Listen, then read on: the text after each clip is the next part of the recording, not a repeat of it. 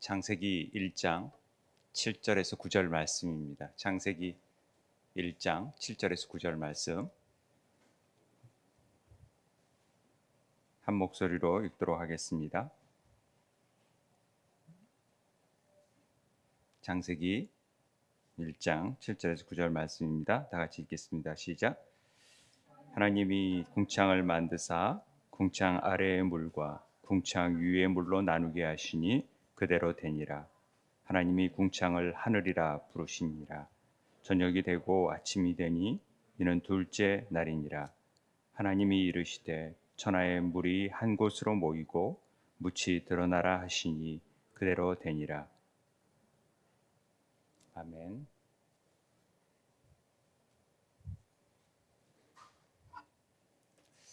오늘은 히브리어 13번째 글자입니다. mem이라는 글자인데요. 우리가 지금까지 12번의 글자를 배웠고 13번째 글자가 mem입니다.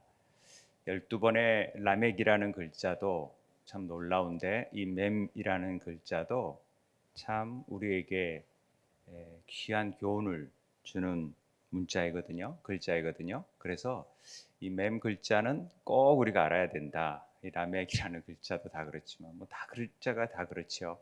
그런데 오늘은 이 mem에 대해서 함께 살펴보도록 하겠습니다. 이 mem은 글자 모양이 두 가지예요.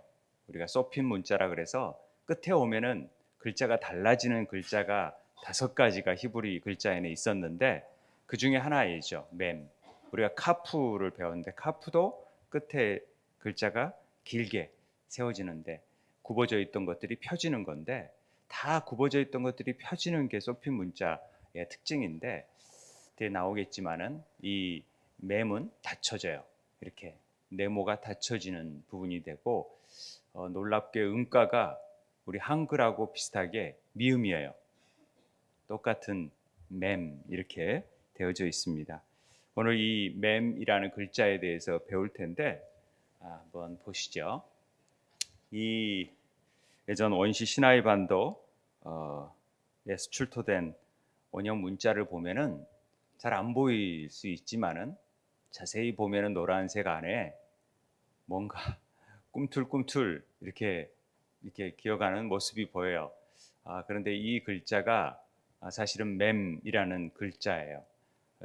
위에 제가 표시를 더 자세히 보려고 이렇게 표시를 해놨는데 이게 어떤 모습이냐, 우리가 볼 때 산 같은 느낌을 준다 이렇게 아이들이 또 얘기도 하기도 하고 또 어떤 분들은 이렇게 파도가 치는 물결이 치는 모습이다 이렇게도 얘기를 합니다.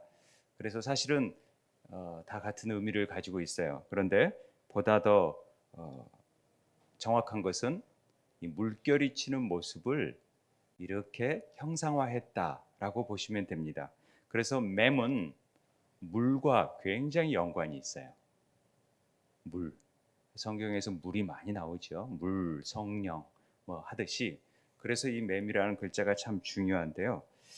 BC 1500년경에는 이렇게 썼다가 다윗 시대 BC 1000년경에는 모세 시대는 저렇게 썼다가 다윗 시대에는 조금 더 이렇게 밑으로 쭉 하나가 길게 나와 있다가 그게 이제 그리스 문자 뮤로 바뀌어지고 소문자에서는 이렇게 좀 형태가 나오죠.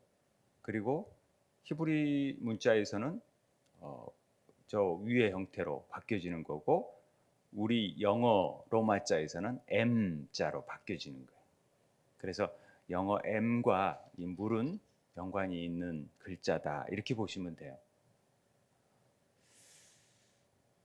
그래서 이 글자가 이제 미음, 음가가 M 그래서 미음이라는 우리나라 한글의 글자하고 연관돼 있다 이렇게 보시면 됩니다. 이게 이제 소피 글자 우리가 22글자 중에서 5글자가 이렇게 끝 부분이 달라져요. 이 글자를 쓰다가 끝에만 가면은 다르게 쓰는 부분이 있는데 이걸 소핏 문자라고 얘기하는데 우리가 카프를 배웠고 그 다음에 이 mem을 배웠어요. 눈, 회, 저기 짜대라는 글자가 이제 뒤에 우리가 배울 글자인데 그것도 이렇게 변형이 되는 부분이 있다라는 것은 참고적으로 알고 계시면 되고요. 자꾸 한 두 글자로 이렇게 표현된다. 끝에 가면은 이게 끝이 좀 열려 있다가 닫혀지는 형태가 되어진다라는 것만 알고 계시면 돼요. 왜냐하면 이게 굉장히 중요하기 때문에 그렇습니다. 매매 상형 문자는 글자상 우리가 라메드 글자가 바브하고 바브가 위에 있고 그 다음에 카프가 연결되어 있는 글자. 그래서 마치 망대가 하늘을 향해서 보고 있는 듯한 그러니까 하늘에 속한 것들을 카프가 양손이잖아요. 손으로 받아내는 적용시키는 모습이었다라고 설명을 했던 기억이 있는데 기억나시나요? 예, 안 나도 상관없고요. 그래서 위에 하늘에 속한 것들을 끄집어 와가지고 가르치고 적용시키는 내용이 라메드의 글자였었는데 이 맴도요 마찬가지로 바브와 카프 연결이에요. 이 왼쪽 그 동그라미 친 데를 보면은 그게 바브고요. 바브에다가 카프를 옆으로 붙인 것과 마찬가지예요. 그래서 이것도 역시 하늘에 속한 것들을 손으로 끄집어내는 역할과 연관이 있어요. 그렇기 때문에 뭔가 하늘에 속한 것들이 이 땅에 내려와서 적용시키는 부분 이렇게 개념을 갖고 가시면 좋겠다고 생각이 듭니다. 아무튼 이 맴이라는 상형 문자는 물결이 출렁대는 그런 바다, 파도, 물 이런 연관이 있다라는 것을 가지고 가시면 좋겠습니다. 맴은 이렇게 물결 모양으로 되다가 마지막에 돼서 이렇게 됐고 또 소핀 문자로 마지막에는 이 물결이 닫아버리는 형태가 되어진다는 얘기를 드렸죠. 그런데 자세히 보면은요, 이걸 우리는 이 열린 문, 열린 맴이라고 얘기를 해요. 그리고 닫힌 맴이라고 얘기하고, 그래서 열려 있다라는 것은 물은 있잖아요, 흐르잖아요. 흐르기 때문에 갇혀져 있지 않아요. 그래서 막 이 강물 같은 경우는 위에서 아래로 반드시 흘러 있기 때문에 열린 부분이 있어요. 그래서 그 물이 다 흐르게끔 되어 있다라는 거죠. 터진 방향으로 물이 흘러가기 때문에 샘이라든지 강, 개울, 지하수 같은 경우는 다 흘러요. 그런데 닫힌 맴은 어떤 거냐면은 아무래도 바다, 호수는 닫혀져 있잖아요. 호수 같은 경우는 다 닫혀져 있고 저수지 같은 경우는 닫혀져 있기 때문에 그런 의미를 나타내요. 그래서 사실은 이 열린 맴이라는 것은 계시의 말씀, 이 맴이라는 것은 물과 연관이 있고 물은 말씀과 연관이 있다라는 것을 제가 이제 쭉 설명을 할 텐데 일단 우리가 이 말씀과 연관이 있기 때문에 열린 계시의 말씀이 이 드러나는 것을 상징해요. 분명한 계시의 말씀이 드러나는 것을 열린 맴이라 그래요. 그 시대의 사람들에게 하나님의 행동과 영광을 밝히 드러낸 것을 상징적으로 나타내는 것이 열린 맴이라는 이 글자를 써요. 그런데 닫혀 있는 것은 계시가 보여졌는데도 우리가 잘 알지 못하는 계시가 있어요. 성경 말씀인데도 감추어져 있는 뜻이 있다라는 거죠. 그래서 그 시대 사람들에게 잘 드러나지 않는 하나님의 말씀이 임했기 때문에 제자들도 잘 몰랐고 그렇지만은 시대가 지나면서 그 말씀을 알아가고 소수의 하나님께서 그걸 깨닫게 해주는 자만 알 수 있는 난해한 말씀들을 우리가 닫힌 맴이라고 이렇게 얘기를 해요. 그래서 두 가지 형태로 주어진다 이렇게 보시면 돼요. 참 놀랍죠?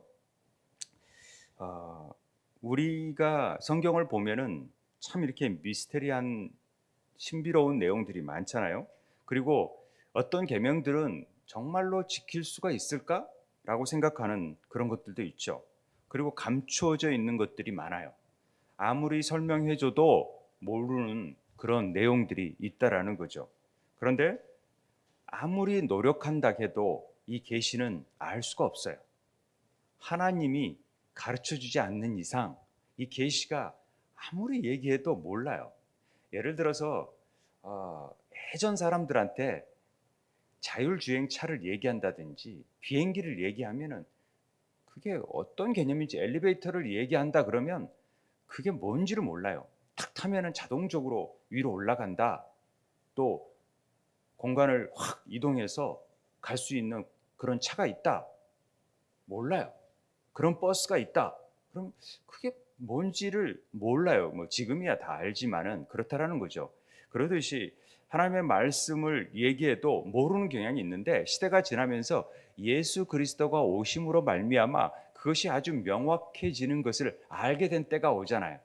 그것이 시대에 따라서 하나님이 그것을 알려줘야지만이 밝히 아는 거죠. 그리고 예수님이 오셨는데도 몰라요. 그래서 또다시 예수님이 성령을 보내주셔서 깨닫게 해주셔야만 알게 되는 역사가 있다라는 거죠. 그래서 열린 맴, 닫힌 맴이라는 그 의미를 우리가 가지고 있다라는 것입니다. 그래서 보면은요, 왜 안 넘어가죠? 잠깐만요. 한번 넘겨주실래요? 왜 안 넘어가죠 이게? 예, 유대인 현자들은 우리들에게 어떤 말을 하냐면은, 너는 넘어서는 것들이 무엇인가 찾지 말고 조사하지 말라. 네가 허락된 곳에서 이해하기를 추구하라. 그러니까 우리가 너무 막 하나님께서 가르쳐 주지 않은 것까지도 기어이 알려 그래서 억지적인 해석을 한다든지 그럴 필요가 없다라는 거죠. 삼위일체에 대해서 잘 어떻게 설명을 할 수가 없는데, 그걸 설명을 하게 되면은 뭐 이단이라 그러고 막 그렇게 하니까 그냥 성령께서 깨닫게 해주시면은 그냥 하나님이 살아 계시는 거고, 하나님의 삼위적인 입장에서 이렇게 말씀하시는 것들이 그냥 설명을 못해도 알게 될 때가 온다라는 거죠. 그래서 토라를 대할 때 항상 겸손하게 단계를 밟아야 하며 천천히 다가갈 수 있도록 해라. 이런 게 유대인들이 그 늘 토라를 공부하는 방법 중에 하나인 얘기를 많이 하는 얘기죠. 하나님의 주권 안에는 이렇게 드러난 것들이 있고 감추어진 것이 있다는 사실을 우리가 알고 늘 겸손하게 성령의 인도하심을 구하는 것이 우리가 해야 할 일이라는 것을 깨닫게 됩니다. 특별히 닫힌 맴은 그 사람이 감추어진 하늘의 법칙을 마주할 때 우리는 완벽하고 또 순전한 믿음으로 그냥 받아들여야 되는데, 자꾸만 이게 말도 안 되는 얘기를 하고 있지라고 생각하는 순간에 의심하고 그러면 때로는 그것들이 우리의 발전을 하기도 하지만은 믿음을 저해시키는 요인도 되기 때문에 그냥 순전하게 받아들여라. 켈빈도 그렇게 하나님 말씀, 우리가 이해하지 못하는 것들은 그냥 믿음으로 받아들이라, 이렇게 얘기하기도 합니다. 3년 동안 예수님을 따라다녔던 제자들 역시도 잘 이해하지 못했어요. 주님이 말씀하시는 내용을 전혀 이해하지 못했죠. 그래서 이렇게 왜 이렇게 죄송합니다. 이게 지금 마가복음 9장 32절에 보면은 제자들은 이 말씀을 깨닫지도 못하고 묻기도 두려워하더라라는 말씀이 있어요. 또 누가복음 18장 34절에 제자들이 이것을 하나도 깨닫지 못하였으니 그 말씀이 감추었으므로 그들이 그 이르신 바를 알지 못하였더라. 그러니까 아무리 얘기해도 제자들이 모르는 거예요.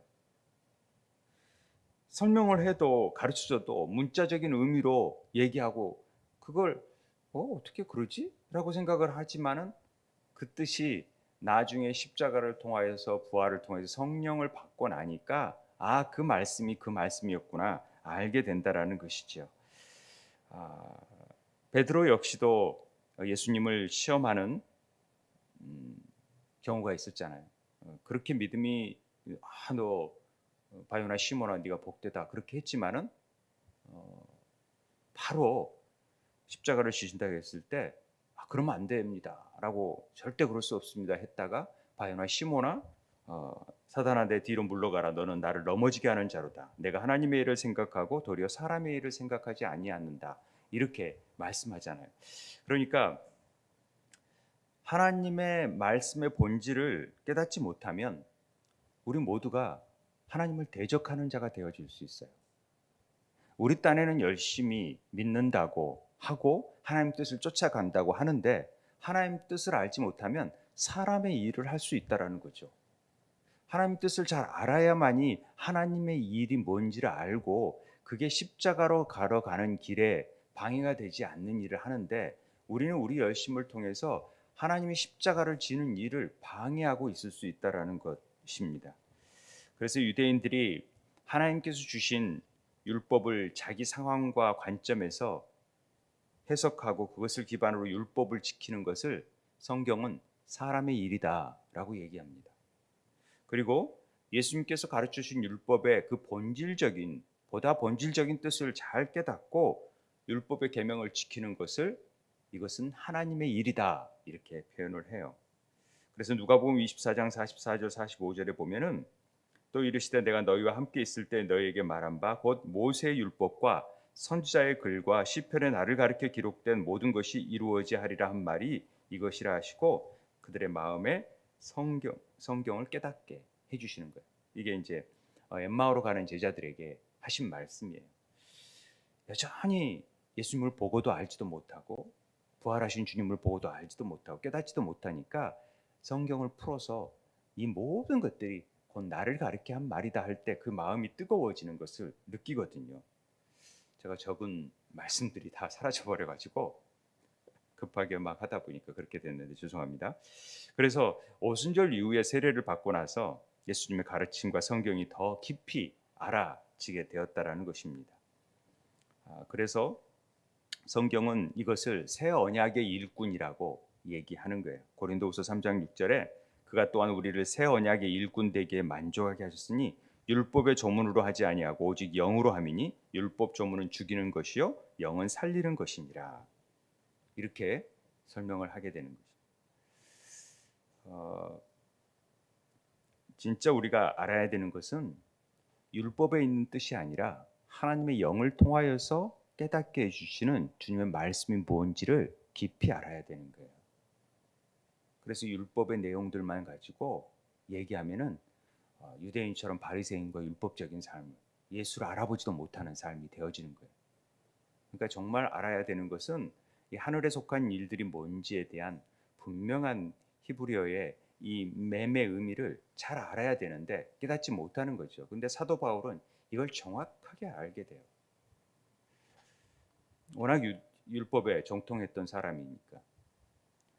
오늘 창세기 1장 2절에 보면은 이 물이라는 말이 마임이거든요. 맴이라는 말은 물과 연관이 있는데 물은 히브리어로 마임이라는 말을 써요. 마임이라는 말은 여러분들이 자주 들어봤을 수 있어요. 알로에 마임 뭐 이런 꽤 기독교 우리 기업 중에서 꽤 알려진 생명의사람 같은 데 뒤에 선전을 많이 하니까 알로에 마임이라는 회사가 있는데 기독교 권사님이시죠. 그런데 굉장히 일을 많이 하시는데 그런 기독교 마임이라는 그 글의 그 로고를 보면은요 마치 이렇게 마임 물결 모양으로 이렇게 로고를 해놔서 제가 이제 한번 그 사이트에 들어가서 그 의미가 이런 거라는 것들을 좀 알고 있으면은 우리 마임이라는 것들이 잊혀지지 않을 것 같아가지고 이 마임 하면은 물이라는 뜻이다라는 것을 알고 계셨으면 좋겠습니다. 이 맴자가 마임이라는 글자 안에는요 이 1장에 땅이 혼돈하고 공허하며 흑암이 깊음 위에 있고 하나님의 영은 수면 위에 운행하시니라라는 말씀이 처음으로 1장 2절에 나오는데 이 수면, 물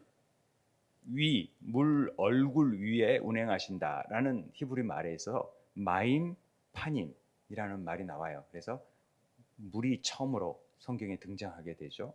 그러니까 하나님 혼돈했을 때 하나님의 영은 이 물 얼굴 위를 운행하시게 된다라는 이거 아주 깊이 있는 말씀인데 우리는 그냥 이렇게 물 표면에 그냥 올라가서 하나님이 운행하셨구나 이렇게 아는 경우가 많은데 사실은 굉장히 깊은 의미가 있는 말씀이에요. 일단은 우리가 이제 맴이 물이라는 말을 의미하고 있고, 때로는 이 물이 많아지면은 어, 물이 막 많아지면은 혼돈하게 돼요. 물이 막 넘쳐대면은 혼돈이 일어나고 공허가 일어나고 막 걷잡을 수 없이 불안하잖아요. 막 물이 많아지면은 그런 느낌도 줘요. 그래서 이 맴이라는 말은 바다를 의미하기도 하고 혼돈 또 물 또 많은 무리를 얘기할 때가 이 맴이라는 단어가 이제 다음 시간에 그 단어의 용례를 얘기할 텐데 그렇게 되어진다라는 거죠. 아, 물이 많으면 두렵잖아요. 막 물이 막 넘실대면은. 그래서 그런 혼돈. 그러나 물이 많은 곳은 굉장한 풍성한 열매가 맺혀지고요. 물이 많다. 그러면은 일단은 풍성함이 떠오르게 되어져 있죠. 그래서 많은 물이 혼돈, 열방 이런 뜻으로도 맴이 쓰여진다라는 것입니다. 근데 이 맴이 그 빨간 거 보면은 마임이라는 말이 열린 M과 닫힌 M을 같이 써요. 그리고 그 가운데 물방울처럼 튀겨져 있는 요드라는 글자를 통하여서 하나님이 연결을 시켜놔요. 이게 참 놀라운 의미죠. 오늘 읽었던 말씀의 창세기 1장 6절 7절 우리 7절부터 읽었지만 6절 보면은 물 가운데 궁창이 있어 물과 물로 나누게 하시잖아요. 물과 물로 나누어졌다. 놀랍죠? 하나님이 궁창을 만드셨는데 궁창 아래의 물과 궁창 위의 물로 나누게 하시니 그대로 되니라. 근데 아이들이 사실 궁창을 제대로 알까요? 선생님들이 궁창을 뭐라고 설명을 하는지 잘 모르겠지만 궁창이라는 말이 우리는 굉장히 잘 쓰지 않는 얘기잖아요. 궁창은 대기를 얘기해요. 대기. 그래서 궁창을 대기라는데 여기서 참 재밌는 것은 하늘이라는 단어가 샤마임이에요. 샤마임. 그러니까 마임은 물이잖아요. 쉰이라는 이제 우리가 마지막 부분에서 배울 건데 쉰은 나누다라는 뜻도 있는데 물을 나누어서 위의 하늘, 아래 하늘이 되어지는 거예요. 그러니까 이 마임이라는 것은 샤마임, 이건 하늘들이라는 뜻이거든요. 하늘이 아니라 하늘이라고도 얘기하지만 본질적인 의미에서는 마임 자체가 복수형으로 되어져 있기 때문에 전부 다 하늘들이라는 뜻이 되는 거예요. 그러니까 하늘에 계신 우리 아버지, 하늘들에 계신 우리 아버지가 되는 거예요. 하늘들은 제가 주기도문을 강의할 때 우리들의 심령들을 안에 계신 우리 아버지 이런 의미가 되어지는 거죠. 그래서 이 샤마임이라는 단어를 보면 하나님께서 물들을 나누어서 하늘을 만드신 것을 연상하게 되는 말이 되어지는 거죠. 그리고 이 아까 요도하고 맴이 닫혀진 맴이 쓰면은 항상 복수 형태가 되고 완전함이 되어져요. 완전함. 복수를 뜻하는 물들이 마임에서 이 요도하고 임 써지면은 우리 복수형 만들 때는 전부 다 요도하고 맴을 쓰면은 복수가 돼 버려요. 왜냐하면 물들이 알갱이가 모여져서 복수가 되잖아요. 물들로 되니까 이렇게 되는 거예요. 그래서 샤마임이나 엘로힘은 전부 다 엘로힘은 복수가 돼요. 하나님은 복수예요. 단수가 아니에요. 삼위일체 우리가 하나님 우리가 우리 모양대로 만들자 복수로 되어지는 것을 사람들이 잘 모르잖아요. 하나님은 한 분이시니까 그렇게 아는데 다 복수로 되어져 있어요. 그래서 샤마임 하늘들 엘로힘은 완전한 변하지 않는 이런 뜻으로 씌어진 것이 복수적인 의미를 가지고 있다는 것도 알고 계시면 좋죠. 그리고 사도 바울이 3층 하늘 얘기할 때 이 샤마임을 씁니다. 아무튼 이 마임은 두 개의 맴이 이렇게 연결돼 있다라는 것을 잘 알고 계시는데요. 이 물방울 자체가 물방울을 통하여서 창조된 물이 드러난 아랫물 또 위의 물로 나누어져 있다라는 거죠. 그래서 아까 얘기했듯이 우리의 이해를 넘어선 윗물, 닫힌 물이라 그랬잖아요. 닫힌 물. 닫힌 물은 이게 메시아적인 의미를 가져요. 우리에게 이미 이해를 넘어서서 그리스도는 신비로 나타났잖아요. 그러니까 우리가 잘 알 수가 없어요. 오실 메시아니까 유대인들에게는. 그런데 이 아랫물은 모세를 통하여서 그것을 드러내줘요. 열린 매물로. 그래서 나타나게 되는 거예요.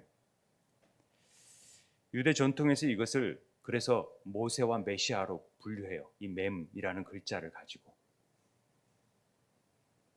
열린 매물 모세, 닫힌 매물 메시아 이렇게 얘기하는 거죠. 그래서 모세를 통해 모든 것이 전달되지 않았어요. 모세를 통해서 많은 것을 드러냈지만 그러나 감추어진 부분은 바로 예수 그리스도가 오셔야만이 열려진다라는 것을 보여주는 거죠. 사도 바울은 그걸 정확하게 알고 있었어요. 그래서 사도 바울이 그런 얘기를 해요. 골로새서에 보면은 하나님이 그들로 하여금 이 비밀의 영광이 이방인 가운데 얼마나 풍성한지를 알게 하려 하심이라. 이 비밀은 너희 안에 계신 그리스도시다. 곧 영광의 소망이다. 이런 얘기를 하고요. 이런 그들로 마음의 유한을 받고 사랑 안에서 연합하여 확실한 이해의 모든 풍성함과 하나님의 비밀인 그리스도를 깨닫게 하려 합니다. 이 그리스도가 오셔야지만이 진짜 이 감춰져 있던 수건에 가려져 있던 것들이 드디어 거쳐지는 역사가 나타나는 거죠. 이 말씀 자체가 닫힌 맴이 오셔서 우리에게 말씀으로 임하여 주는 거죠. 생명을 주시고. 그래서 그리스도가 말씀이라는 것을 우리에게 가르쳐줘요. 말씀이 육신이 되고 하나님의 비밀이 그리스도고 그것이 맴과 연결되어 있다. 지금 이 얘기를 하고 있는 것입니다. 그래서 창세기 7장 8절에 보면은 그 궁창 아래에 물이 나오고 또 궁창 위에 물이 나와요. 이건 조금 더 다른 의미가 있어요. 궁창을 중심으로 해서 위와 아래. 그리고 궁창을 하늘이라고 부르시고 저녁이 되고 아침이 되니 둘째 날이고 그렇게 얘기를 하죠. 궁창 위의 물은 뭐냐? 궁창 위의 물은 궁창이 대기가 있는데 그 위에 물이 있다라는 거죠. 그리고 위에 하늘이 있고 그다음에 궁창 아래 쪽에 대기에 태양이 있고 뭐 달이 있고 우리가 보는 그 대기권에 있는 것들이 나오고 땅이 있고 궁창 아래에 물이 있다 이렇게 그림으로 되어져 있어요. 이걸 보시면 조금 이해가 될지 어쩔지 몰라서 제가 이 그림을 한번 넣어봤는데 궁창 위의 물은 뭐냐? 하늘의 생수, 하늘의 진리, 하늘의 예루살렘, 하나님의 보좌로부터 나오는 예수님의 말씀, 천국 복음, 생명의 성령의 법들이 다 궁창 위에 물로 표현을 해요. 상징화되어 있는 말씀이죠. 그게 위에서만 내려올 수 있는 말씀. 그래서 하나님이 이르시되 천하의 물이 한 곳으로 모이고 묻이 드러나게 하시니 그대로 되니라. 하나님이 물을 묻을 땅이라고 부르시고 모인 물을 바다라 부르시니 하나님이 보시기에 좋았더라. 그러면 또 밑에 있는 바다는 어떤 의미가 되고 땅은 어떤 의미가 되느냐? 궁창 아래에 있는 물은 뭐냐면은 하늘에 속한 이 땅의 진리들 있잖아요. 근데 이 땅의 예루살렘과 그 성전 구조에 행해지는 사람들의 계명 그리고 가르침, 사람들의 지혜, 더 나아가서는 거짓과 비진리, 죄와 사망의 법 같은 것을 이 궁창 아래의 물로 표현해요. 그리고 이 궁창 아래의 물이라는 구조를 성경은 바다라고 표현을 해요. 바다. 제가 왜 이 얘기를 하냐면은 이 개념을 알아야지만이 왜 바다 안에서 짐승들이 나오고 바다에서 보좌를 앉으려 그러고 그러는지를 이해할 수가 있게 되는 것이죠. 성경에서 바다는 짐승, 음녀, 흑암의 권세가 지배하는 곳을 상징해요. 이 바다로부터 짐승들이 나오거든요. 다니엘서 7장 3절에 큰 짐승 넷이 바다에서 나오는데 그 모양이 각각 다르더라. 왜 바다에서 나오는지 저 바다에서 막 포세이돈 같이 뭐가 막 뭐 나온다 이렇게 생각하는 그런 관념적인 것으로 이렇게 우리가 생각하는 수준으로 생각하면 성경은 안 되고요. 이 바다라는 의미를 잘 알고 있어야 된다는 거죠. 계시록에서도 내가 바다에서 한 짐승이 나오는데 뿔이 열이요 머리가 일곱이라 그 뿔에는 열 왕관이 있고 이 머리에는 신성 모독하는 이름들이 있더라. 그래서 바다에서는 이런 것들, 성경에서 바다는 짐승이 사는 곳을 얘기해요. 짐승이. 예, 짐승이 사는 곳, 짐승의 구조와 시스템. 그래서 애국과 바벨론 구조를 상징하는 것이 바다로 나타나요. 시편 90편 49편에 보면은 정규 하나 깨닫지 못하는 사람은 멸망하는 짐승과 같다. 그러니까 우리 안에 하나님의 말씀이 적용이 되지 못하면은 바다 같은 데에서 짐승적인 일들이 나타나게 돼요. 이해되실지 모르겠네요. 그래서 하박국은 이 물이 바다를 덮은 같이 하나님의 말씀이 바다를 다 덮어서 여호와의 영광을 인정하는 일이 이 세상에 가득해지기를 원한다라는 얘기를 하는 거예요. 이건 모르면 이게 왜 바다를 덮는 것인지 이해를 잘 못하는 거죠. 그래서 우리도 이 하나님의 지혜인 궁창 위에 있는 물을 깨닫지 못하면 궁창 아래의 물인 바다와 짐승의 구조에 있게 된다는 것을 우리에게 가르쳐 줍니다. 그래서 이 궁창 위의 물이 하나님의 지혜고 비밀이고 예수님의 말씀이고 천국 복음이라는 얘기를 하고 있는 것입니다. 성경은요, 이 생수이신 예수님의 진리가 이 죽은 바다를 살아나게 만들고 물이 바다를 덮은 같이 여호와의 영광을 알고 세상에 가득하게 만든 것이 성경에서 추구하고자 하는 말씀이에요. 결과적으로 하늘이 이 땅에 내려오셔서 하늘에서 뜻이 이루어진 같이 이 땅에서도 이루어지는 역사가 나타나야 된다는 거죠.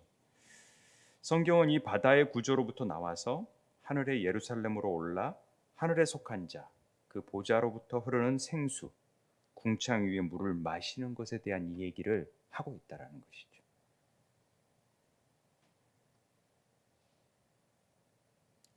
이 전체를 이해하지 못하면 성경 전체를 이해하기가 어려워요. 그런데 이 구조를 알고 있으면 그래서 성경 전체가 창세기부터 계시록까지가 이렇게 연결되는구나라는 것을 알 수 있죠.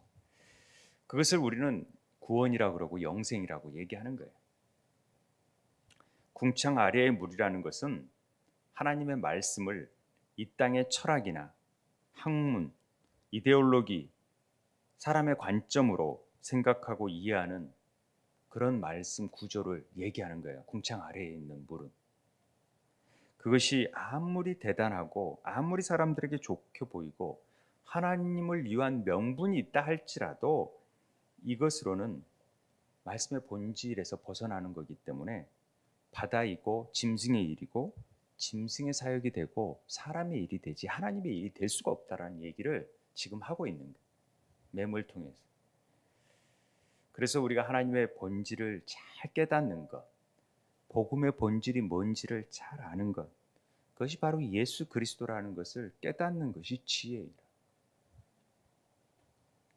바다와 짐승의 구조, 애국과 바벨론으로부터 뭐가 나오는지, 그 바다에 사는 짐승의 구조가 물러가고 마른 땅이 묻이 딱 드러나서 땅을 걸어가는 홍해 바다를 걸어가는 것이 하나님께서 보시기에 굉장히 좋았더라. 토부라고 얘기하는 거예요. 그러니까 우리 안에 그 바다가 이제는 갈라져 가지고 묻이 되어져서 그 안에 하나님이 원하시는 땅으로 나아가는 삶, 그것이 하나님 보시기에 원하시는 선함이라는 것을 말해주고 있는 것이죠. 땅을 덮고 있던 물이 고쳐져야지만이 하나님의 유업이 드러나는 것이고, 유업을 소유하고 하나님의 소유는 바로 진정한 하나님의 백성이 되는 것을 얘기하는 것입니다. 그것을 성경은 이스라엘이다 라고 표현하고 있고, 이것이 장차 창조이고 새 일이다 라는 얘기를 하고 있습니다. 이사야 43장에 보면은 이제 보시기에 좋았다라는 얘기를 하잖아요. 이 백성은 내가 나를 위하여 지은 나를 찬송하게 하라 합니다. 그리고 에베소서 2장에서 이게 선한 일을 위하여 지으심을 받은 자들이고, 이 얘기를 통하여서 이제 건물마다 연결되어져서 세움을 입고 그리스도 안에서 세워져 가는 교회의 모습들이 나타나게 되는 것입니다. 이 궁창 아래에 있는 물, 바다를 히브리어로는 재미있게 얌이라고 합니다. 이 요드 M은 복수가 되잖아요. 근데 이게 바다라는 뜻이 돼요. 근데 지중해 위치 때문인지 몰라도 히브리 사람들에게는 이 얌이라는 바다라는 의미가 서쪽이라는 말과 동일해요. 그러니까 서쪽이라는 거죠. 그러면 동쪽은 항상 빛이 떠오르기 때문에 하나님의 은혜와 영광이 머무는 자리고, 서쪽은 어둠이 해가 지는 곳이기 때문에 항상 어둠이 먼저 시작되는 곳이기 때문에 흑암, 어둠, 죄, 사망을 뜻해요. 그래서 바다의 이미지가 그렇게 상징화된다라는 것을 여러분들이 좀 알고 계시면 성경을 이해하는데 도움이 된다라는 것이죠.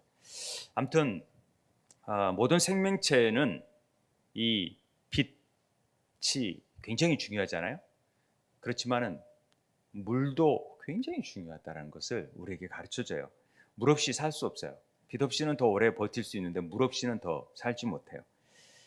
빛과 물은 생명을 우리에게 전해줘요. 우리가 몇 주, 한 달 정도 음식을 먹지 않고 버틸 수 있는데 물을 먹지 않고 버티지 못해요. 왜냐하면 우리 몸 자체가 뭘로 이루어졌어요? 물로 이루어져요. 7, 80%가 물로 이루어졌어요. 그러면 다시 물이 뭐라 그랬어요? 말씀이라고 의미한다 그랬잖아요. 그러면 우리 안에 말씀이 담겨져 있지 않으면 절대 우리가 살아갈 수 없어요. 영적으로 살아갈 수가 없는 존재들이에요. 그래서 말씀을 늘 우리는 먹어야 되고 묵상해야 되고, 이 다른 건 없어도 되는데 이 말씀은 반드시 우리 안에 채워져야지만이 물이 변한 포도주의 역사를 이루어낼 수 있다라는 거죠. 탈무드에서 그렇게 얘기를 해요. 물은 곧 토라라고 얘기해요. 그러니까 우리 얘기로 한다면 물은 말씀이라는 뜻이죠. 유대인들은 물은 곧 토라다. 토라 외에 다른 물은 없다. 물줄기는 지혜의 근원으로부터 흘러나온다. 이게 탈무드에서 나온 얘기예요. 그러니까 물은 말씀이고 생명을 우리에게 줘요. 생명. 그렇기 때문에 물은, 말씀은 생명인 거예요. 그 생명은 그리스도이시고. 그런데 물의 또 다른 역할은 씻는 거예요. 씻는 거. 그러니까 우리의 더러운 것들을 씻어주잖아요. 그러니까 물두멍에서 물을 씻고 세수하고 막 물로 다 씻잖아요. 그런데 영적인 부분을 어떻게 씻냐는 거죠. 뭘로 씻어요? 말씀. 그래서 말씀을 가지고 우리의 안 좋은 것들을 다 찔러 쪼개며 다 해결할 수 있는 것이 이 말씀으로 씻는 거예요. 그 말씀을 아니면은 우리의 영적으로 더러운 것들이, 부패한 것들을 절대 씻을 수가 없어요. 그래서 우리에게 말씀이 중요하다라는 것을 얘기하는 것입니다. 성경에서 물은 말씀을 의미하고 생명을 의미한다라는 의미를 우리가 알고, 그것들이 우리의 영혼을 씻겨주는 역할을 한다, 씻는 역할을 한다라는 것들이 이 맴과 연관되어 있습니다. 그렇기 때문에 궁극적으로 오신 그리스도, 이것을 열린 맴이라고 그러고, 장차 오실 그리스도를 닫힌 맴으로 유대인들은 그렇게 얘기를 해요. 우리도 약간 그런 부분이 있죠. 그래서 그들은 마치 이 토라를 지혜서라 그러잖아요. 지혜라 그러잖아요. 이 지혜, 호크마라는 단어하고 이 하임, 생명을 나타내는 하임이라는 단어가 하이가 생명이거든요. 우리 배웠죠. 해트하면서 하임 배웠는데 이 호크마도 배웠고, 이 지혜와 생명에는 항상 이 맴으로 구성되어 있어요. 말씀이 있다라는 거죠. 생명 안에 말씀이 있고 지혜 안에 말씀이 있듯이. 그래서 이 맴으로 되어 있다. 그래서 에베소 5장 26절에 이는 곧 물로 씻어 말씀으로 깨끗하게 하사 거룩하게 하시고. 그러니까 물은 씻는 역할이지만은 말씀 가지고 깨끗하게 하는 역할을 하는 거예요. 그래서 거룩해질 수 있는 거예요. 말씀이 아니고서는 우리 삶이 거룩해질 수가 없어요. 절대로. 어떤 것도 우리를 깨끗하게 할 수가 없어요.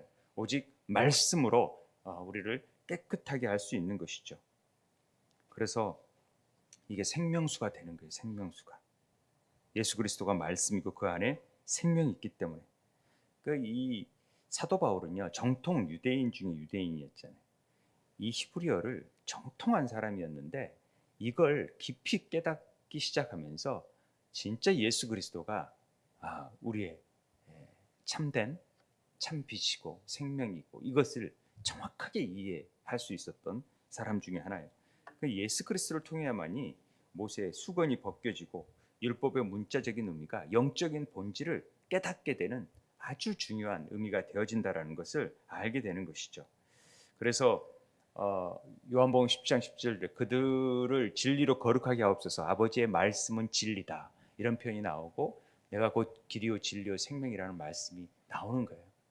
그래서 내 교훈은 내 것이 아니요 나를 보내신 이의 것이니까 위에서부터 보내주셔서 홀로 보내주셔야만이 내가, 그래서 물로 세례를 받는 부분이라든가 이런 물과 연관되어져 있는 부분들에 대한 부분들을 우리가 성경을 볼 때 이 부분을 훨씬 더 잘 이해할 수가 있게 되는 것이죠.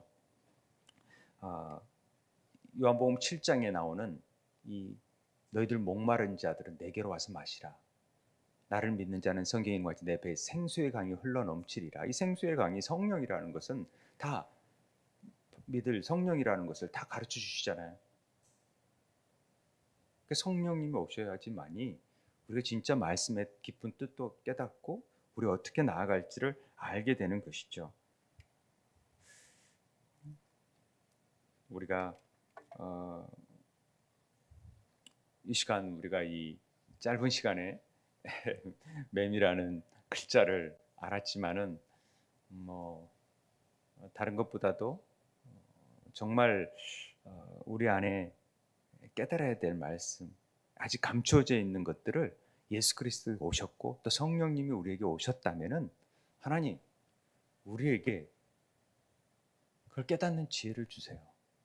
뭐 목회자를 통해서도 알 수도 있겠지만은 여러분들이 성령께 구할 때마다 분명히 하나님께서 성령의 조명을 통하여 알려주시고 분명히 깨닫게 해주시는 은혜가 저는 있을 거라고 생각을 합니다. 그래서 여러분 안에 생수의 강이 흘러넘쳐서 그걸 통하여 많은 이들이 풍성하게 되고 믿지 않는 어둠 것들이 다 물러가고, 그래서 구원의 영생의 역사가 여러분을 통하여서 나타났으면 좋겠습니다. 하나님의 비밀인 그리스도를 아는 일에 성령을 통하여서 오늘도 충만히 임하게 해달라고 우리 함께 기도하도록 하겠습니다. 기도하겠습니다.